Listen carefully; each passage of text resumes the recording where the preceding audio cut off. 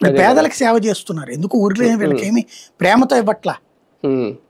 గిరిజన ప్రాంతాలు వీటిట్లో అప్పుడు జగన్ ఏం చేశాడంటే దాని పేరేమంటారు, ఎక్స్పర్టైజ్ అంటే ఒక్కొక్క వైద్యంలో అనుభవం ఉన్న వాళ్ళు ఉంటారు కదా, లైక్ గైనకాలజీ, ఇది మన అనస్థీషియా ఇట్లాంటిది, అంటే పీజీ వైద్యులకి 2.5-3 లక్షలు స్పెషలైజేషన్ వాళ్ళకి ఎంత జీతం కావాలో అడగండి అని చెప్పి 2.5-3 లక్షలు పెట్టి ఓకే చేశారు. ఈ ప్రభుత్వం వచ్చాక వాళ్ళలో చాలా మంది మానేసి పక్క వెళ్ళిపోయారు, ఎందుకంటే అది కంటిన్యూటీ లేదు. ఇక వీళ్ళే ఆధారం వాళ్ళకి. తీరా చూస్తే ఇప్పుడు వాళ్ళని వదిలేశారు.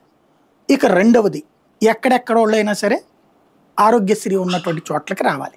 రాష్ట్ర వ్యాప్తంగా 750 760 ఉన్నాయి ఈ ఆసుపత్రులు ఉన్నదంతే. వీటికి 5,000 కోట్లు ఖర్చు పెడితే సరిపోతుంది.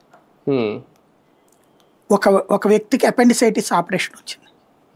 ఇప్పుడు నాకు బాగా గుర్తు, నాకు 7th క్లాస్ అప్పుడు ఎగ్జామ్స్ కరెక్ట్గా ముందు తెనాల్లో వెళ్తుండగా కింద పడ్డ సైకిల్ మీద నుంచి. ఆ తర్వాత చూస్తే చెయ్యరగడంతో పాటు అపెండిసైటిస్ వచ్చిందని తేల్చారు. అదే 10th క్లాస్ ఫస్ట్ పరీక్ష రాసి వచ్చాను నేను. అంటే అప్పటికి అపెండిసైటిస్ పరీక్షలు అయ్యాక ఆపరేషన్ చేద్దామని డాక్టర్ గారు ఏ మందులు ఇచ్చారు, చేస్తా వచ్చాను. కరెక్ట్గా తెలుగు ఫస్ట్ పేపర్ రాశాను. సెకండ్ పేపర్కి సాయంత్రం ట్యూషన్ దగ్గరికి వెళ్తున్నాను. సైకిల్ వెళ్తా ఉండగా ఎదురు నుంచి ఇంకో చిన్నపిల్లలు సైకిల్ మీద వచ్చి గుద్దారు, కింద పడ్డాం. విపరీతమైన పెయిన్ వచ్చేసింది. ఇంటికి వెళ్ళిపోయి అట్లా పడిపోయా. రేపు పొద్దున ఎగ్జామ్. తీసుకువెళ్ళి హాస్పిటల్లో చూపెడితే అపెండిసైటిస్ అర్జెంట్ ఆపరేషన్ చేయాలన్నారు. చేతిలో డబ్బులు ఎక్కడి నుంచి వస్తాయి? మా నాన్నకి వచ్చే నెలలో అప్పు మాట్లాడుకున్నారు షాప్ వాళ్ళు. అప్పటికప్పుడు ఆ షాప్ వాళ్ళు అడ్వాన్స్ అప్పట్లో 1000 రూపాయలు ఆపరేషన్కి. ఈ 1000 రూపాయలు మా నాన్నకు వచ్చే జీతం 800 రూపాయలు. అప్పుడు 1000 రూపాయలు అంటే ఏం చేయాలి? నెలకి 100 రూపాయలు చొప్పున కటింగ్ 10 నెలల పాటు.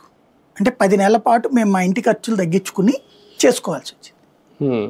ఆ తర్వాత ఇంకో 200 పైన ఖర్చులు అవుతాయి కదా, 800 ఉట్టి దీనికి, మందులు తినటానికి వీటికి అయ్యేటప్పుడు ఇంకో 400. అంటే ఏడాది పాటు 100 రూపాయలు చొప్పున మా నాన్న జీతం కట్ చేసుకుంటే నా ఆపరేషన్ నడిచింది. అంటే నేననేది ఒక పేదవాడి కుటుంబపు యొక్క ఘోష అట్లా ఉంటుంది. అప్పటికి ఆరోగ్యశ్రీలు ఇట్లాంటివి ఏం లేవు.